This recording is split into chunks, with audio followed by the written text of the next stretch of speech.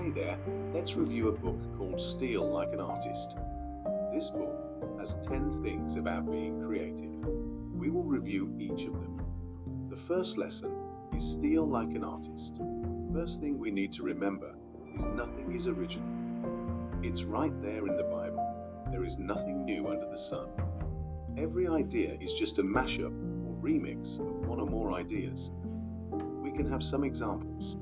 Skype stole video calls from Yahoo. Messenger and Instagram stole story feature from Snapchat. Even the video editor I am using is inspired from VideoScribe. You know, the greatest artist Picasso once said, "Art is theft." The artist is a collector, not a hoarder. Mind you, there is a difference. Hoarders collect indiscriminately, artists collect selectively. They only collect the things that they really love. Nothing is more important than an unread library. Don't worry about doing research. Just search and you will come up with a brilliant idea. Hey people, previously we reviewed Lesson 1 from the book Steal Like an Artist. Now it's time for Lesson 2. It's, don't wait until you know who you are to get started.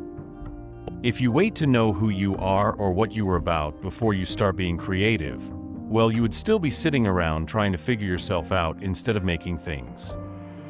Always remember, you're ready. Start making stuff. Fake it till you make it. I love this farce. There are 2 ways to read it. 1. Pretend to be something you're not until you are. Fake it until you're successful, until everybody sees you the way you want them to, or 2. Pretend to be making something until you actually make something. Start copying. Nobody is born with a style or a voice. We don't come out of the womb knowing who we are. In the beginning, we learn by pretending to be our heroes. We learn by copying. First, you have to figure out who to copy. Second, you have to figure out what to copy. Who to copy is easier, but what to copy is a little bit trickier. Don't just steal the style, steal the thinking behind the style. You don't want to look like your heroes, you want to see like your heroes. Don't worry about being copied, because if you copy from one author, it's plagiarism. But if you copy from many, it's research. Also remember O'Brien's words. It's our failure to become our perceived ideas that ultimately define us and make us unique. So copy your heroes, examine what you fall short of. What's in there that makes you different? Okay, people, we have reviewed Lesson 1 and Lesson 2 from book Steal Like an Artist. Let's begin Lesson 3. It's write the book you want to read. Gather the branches on your tree. Mix plus match. Make what they would make. We make art because we like art. We're drawn to certain kinds of work because we're inspired by people doing that work. All fiction, in fact, is fan fiction. The best advice is not to write what you know, it's to write what you like. Write the kind of story you like best. Write the story you want to read. The same principle applies to your life and your career. Whenever you're at a loss of what move to make next, just ask yourself, what would make a better story? When we love a piece of work, we're desperate for more. We crave sequels. Why not channel that desire into something productive? The manifesto is this: draw the art you want to see, start the business you want to run, play the music you want to hear. Write the books you want to read, build the products you want to use. Do the work you want to see done. Example: I used to love watching book summary videos. So I decided to create them. Okay, people, it's time for Lesson 4 from the book Steal Like an Artist. It's use your hands. This lesson begins with a quote from John Cleese. We don't know where we get our ideas from. What we do know is that we do not get them from our laptops. In the digital age, don't forget to use your digits. Your hands are the original digital device. Use them. Just watch someone at their computer. They're so still, so immobile. You don't need a scientific study to tell you that sitting in front of a computer all day is killing you and killing your work. We need to move, to feel like we're making something with our bodies, not just our heads. Edward Tufte once said, "I have stared long enough at the glowing flat rectangles of computer screens. Let us give more time for doing things in the real world. Plant a plant, walk the dog, read a real book, go to the opera." The computer is really good for editing your ideas, and it's really good for getting your ideas ready for publishing out into the world, but it's not really good for generating ideas. Try it. If you have the space, set up 2 workstations, one analog and one digital. For your analog station, keep out anything electronic. Take $10, go to the school supply aisle of your local store, and pick up some paper, pens, and sticky notes. When you get back to your analog station, pretend it's craft time. Scribble on paper, cut it up and tape the pieces back together. Stand up while you're working. Pin things on the walls and look for patterns. Spread things around your space and sort through them. Once you start getting your ideas, then you can move over to your digital station and use the computer to help you execute and publish them. When you start to lose steam, head back to the analog station and play. Okay people, it's time for lesson 5 from the book Steal Like an Artist. Its side projects and hobbies are important. This lesson begins with a quote from Jessica Hish. "The work you do while you procrastinate is probably the work you should be doing for the rest of your life." It's good to have a lot of projects going at once so you can bounce between them. When you get sick of one project, move over to another, and when you're sick of that one, move back to the project you left. Practice productive procrastination. Take time to mess around. Get lost, wander. You never know where it's going to lead you. Steve Jobs once said, "You can't connect the dots looking forward. You can only connect them looking backward." That's why you shouldn't throw any of yourself away. Look at each of you and collect them, then follow them. The thing is, you can cut off a couple of passions and only focus on one, but after a while, you'll start to feel phantom limb pain.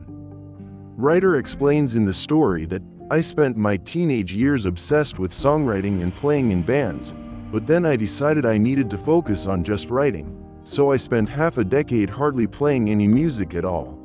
The phantom limb pain got worse. About a year ago, I started playing in a band again. Now, I'm starting to feel whole again. And the crazy thing is, rather than the music taking away from my writing, I find it interacting with my writing and making it better. I can tell that new synapses in my brain are firing and connections are being made. About half the people I work with are musicians, and they aren't all creatives either. A lot of them are accountants, executives, developers, and the like. However, they'll all tell you the same thing. Music feeds into their work. It's so important to have a hobby. A hobby is something creative that's just for you. You don't try to make money or get famous off it. You just do it because it makes you happy. A hobby is something that gives back and doesn't take. Okay people, let's start lesson 6 from the book Steal Like an Artist. It's the secret. Do good work and share it with people. There is a kind of fallout that happens when you leave college. The classroom is a wonderful, if artificial, place. Your professor gets paid to pay attention to your ideas, and your classmates are paying to pay attention to your ideas. Never again in your life, you will have such a captive audience. Soon after, you learn that most of the world doesn't necessarily care about what you think. As the writer Stephen Pressfield says, it's not that people are mean or cruel, they're just busy. This is actually a good thing. You want attention only after you're doing really good work. There is no pressure when you're unknown. You have to enjoy that obscurity. If there was a secret formula for becoming known, I would give it to you. But there's only one not so secret formula that I know. Do good work and share it with people. It's a two-step process. Step 1. Do good work. It is incredibly hard. There are no shortcuts. Make stuff every day. Know you're going to stuck for a while. Fail. Get better. Step 2. Share it with people. It was really hard up until about 10 years ago or so. Now, it's very simple. Put your stuff on the internet.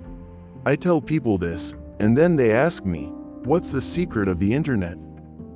Step 1. Wonder at something. Step 2. Invite others to wonder with you. You should wonder at the thing nobody else is wondering about.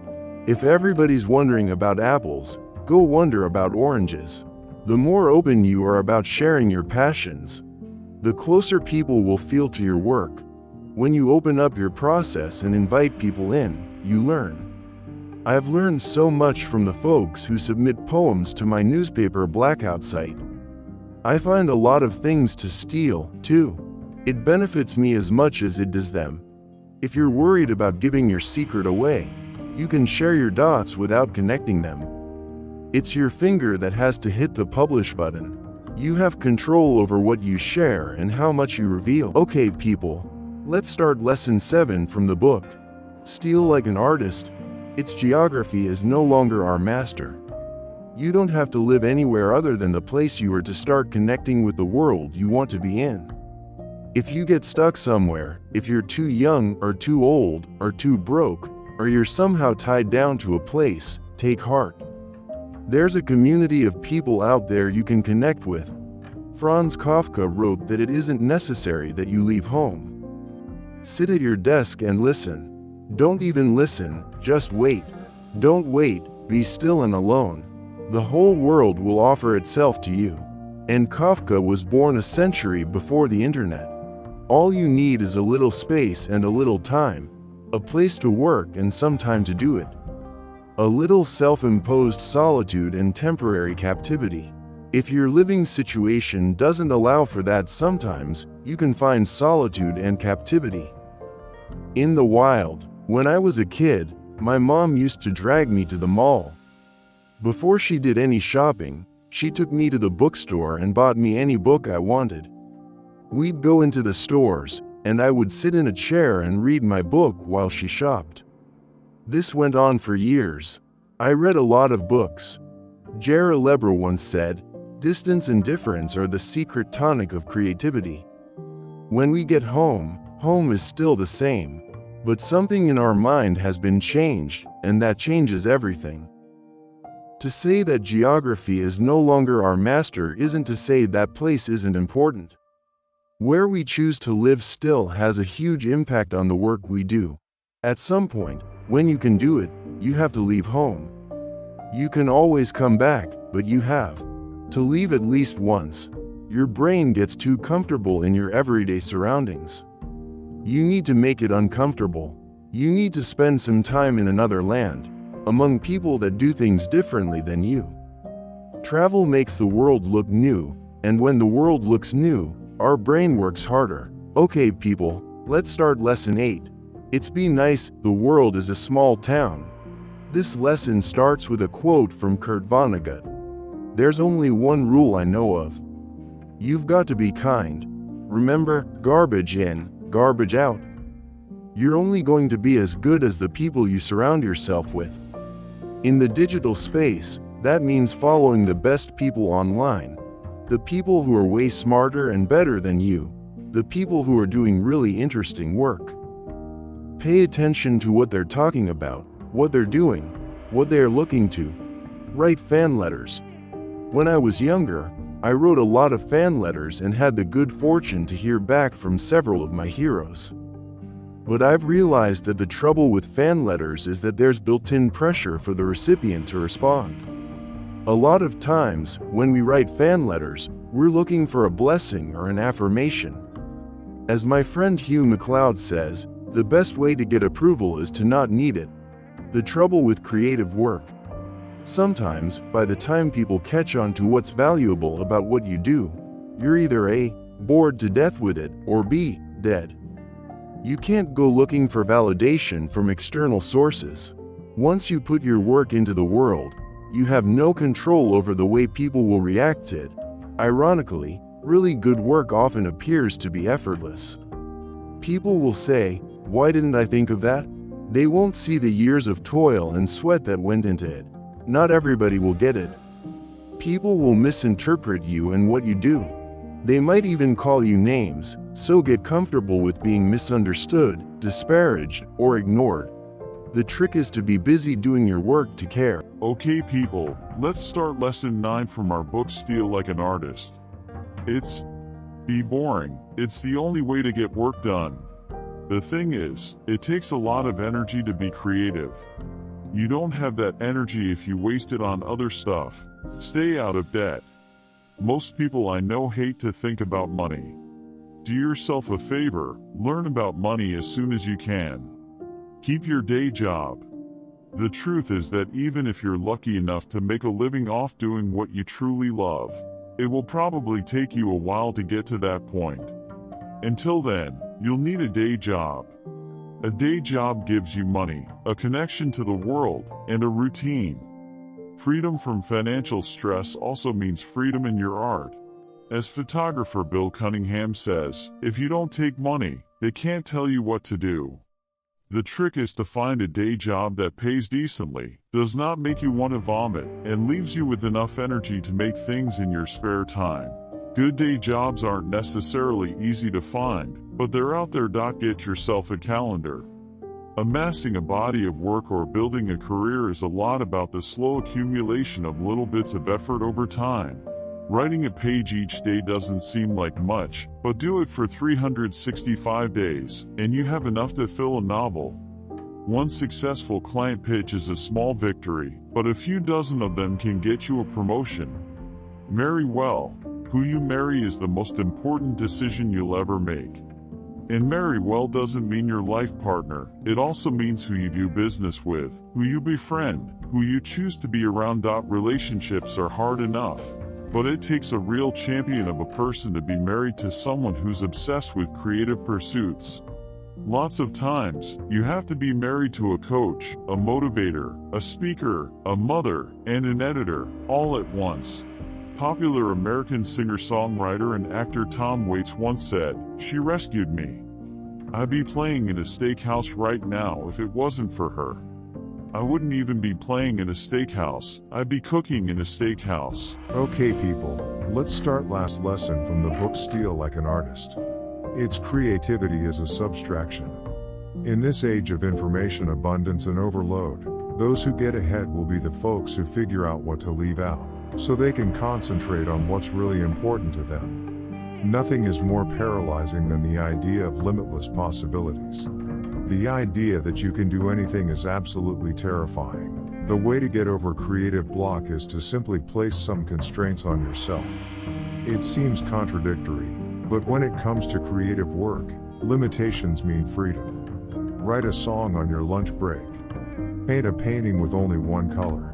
Start a business without any startup capital. Shoot a movie with your iPhone and a few of your friends. Build a machine out of spare parts. Don't make excuses for not working. Make things with the time, space, and materials you have right now.